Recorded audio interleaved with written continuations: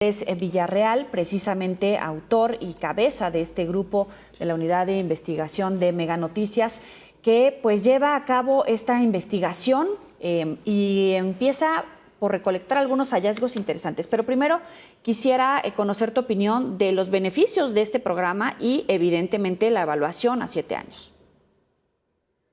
Muy buenas noches, Joely, gusto en saludarte. Pues bueno, los planteamientos que se hace el programa de Jóvenes Construyendo el Futuro los conocemos desde el año 2019. Yo diría incluso que desde el 2018, cuando se discutía como un debate político el tema de los jóvenes que no estudian y no trabajan, que en aquel momento era uno de los debates más polémicos. Sí. Incluso podríamos decir que se remonta hasta el año 2010, cuando este concepto de los jóvenes que no trabajan y no estudian y que llaman despectivamente ninis, lo puso en la discusión pública el exrector de la Universidad Nacional Autónoma de México, la UNAM, José Narro. Bueno, el planteamiento que hace el programa va en el sentido de apoyar durante un máximo de 12 meses a los jóvenes que tengan entre 18 y 29 años de edad, con una beca que va al monto del sueldo, equivalente al sueldo mínimo, al salario mínimo de un mes. Entonces, con ese planteamiento ha partido el programa desde el 2019. Lo que nosotros encontramos en los datos es que, por un lado, va en disminución, como ya señalabas tú, la inscripción de los jóvenes, pero lo más relevante, digamos, son los hallazgos que tienen que ver con sus distintas bases de datos. Y llamamos a la investigación el doble blindaje porque la Secretaría del Trabajo y Previsión Social ha negado información básica para conocer lo elemental del programa, como lo que tiene que ver con la relación que hacen los jóvenes con los centros de trabajo. Ha sido imposible relacionarlos porque se negó la información. Las bases de datos solamente tienen los nombres, más no un identificador de cada uno de ellos, lo que hace imposible también reconocer si se trata de homónimos, estos 9 millones de nombres que equivalen, según el gobierno federal, a 2.9 millones de jóvenes que han recibido los apoyos. Estas dudas las hemos establecido a través de peticiones vía ley de acceso a la información, y lo que hemos encontrado es lo que mostramos en este reportaje, esta investigación que usted puede ver en las plataformas de meganoticias.mx, donde señalamos que más de 100,000 jóvenes estuvieron recibiendo el apoyo entre el 2022 y el 2024, a pesar de que su inscripción fue mínimo 12 meses antes de haber recibido el primero de los pagos. Eso, de acuerdo a las reglas de operación, estaría incumpliéndose con lo elemental que se plantea cuando uno de los jóvenes se inscribe. Por otro lado, muchas de las organizaciones, Joely, han señalado que los centros de trabajo no le ofrecen a los jóvenes las herramientas que se necesitan para que en el futuro se emplee. Eso también es otro de los puntos que ha señalado en diversas ocasiones tanto el Coneval como la Auditoría Superior de la Federación, que coinciden con lo que estamos nosotros evidenciando con las pruebas que aparecen al estar haciendo los cruces de información con las bases de datos públicas y con la información que nos ha entregado tanto el Instituto Mexicano del Seguro Social, porque me faltó agregar que también reciben seguridad social los jóvenes que se inscriben, y la Secretaría del Trabajo y Previsión Social. Ahora, es interesante y quiero hacer énfasis en esto. Tú dices, no hay manera de identificar si realmente la persona que dice que está recibiendo el beneficio por nombre, apellido y ubicaciones realmente existe, les recibe, les llegó puntual y se utiliza en lo que se prevé que se debería de utilizar. Es decir, de alguna manera permea este ejercicio de la opacidad en el uso de los recursos públicos, en este caso para este sector de la población.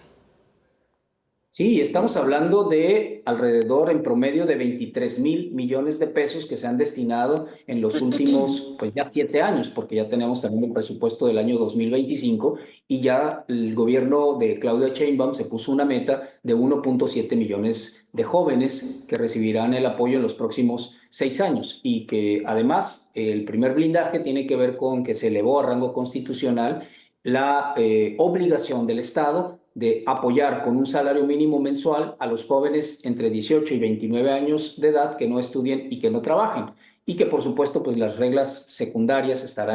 establecen que es a través de este programa, el de Jóvenes Construyendo el Futuro, que ahora anda en poco más de 8,000 pesos mensuales. Pero lo que nosotros establecemos con los datos es que en este sexenio, con esa meta, solamente estarían apoyándose un promedio de menos de 300,000 jóvenes, muy por debajo, por supuesto, de los más de 500,000 que en promedio se estuvieron recibiendo los apoyos durante el sexenio de Andrés Manuel López Obrador. Por otro lado, esto plantea otras dudas. La investigación nos lleva todavía a otras interrogantes, Joely. Por ejemplo, si hay una reducción entre estos jóvenes que se encuentran en esa circunstancia, que no estudian y no trabajan, entre ese rango de edad, en los últimos 6 años, que también es difícil establecerlo porque la conceptualización que hacen organismos internacionales como la OCDE y organismos nacionales como el INEGI tienen una discrepancia y entonces se vuelve otra polémica y otro asunto político también determinar quiénes se encuentran en esa situación. Es interesante que entre las observaciones que hace la Auditoría Superior de la Federación es que existieron más de 100 millones de pesos que se presumen como probable daño al erario y 55 millones pagados a personas fallecidas y beneficiarios que recibieron recursos mientras trabajaban o estudiaban. No hay claridad de los recursos si es que se cometió un error, pero si hablamos de estos montos, evidentemente pues ya hay un patrón. Sí, claro, porque una de las reglas fundamentales que establece el programa es que el joven que busca el apoyo no debe tener un trabajo y tampoco debe estar inscrito en algún nivel educativo, porque para eso hay otros apoyos. Por tanto, no es posible que esté en dos programas al mismo tiempo. Eso también lo establecen las reglas de operación. Pero igualmente, con la información que tiene la Secretaría del Trabajo, la Secretaría de Bienestar, a través de los programas federales, no es posible determinar si se encuentran en dos programas al mismo tiempo, es decir, si se encuentra estudiando, pero aún así se encuentra en el programa de Jóvenes Construyendo el Futuro. Y a mí me parece, Joely, que lo más importante y de urgencia que está en la obligación de transparentar el gobierno federal en el tema de Jóvenes Construyendo el Futuro es conocer dónde se encuentran recibiendo estas tutorías los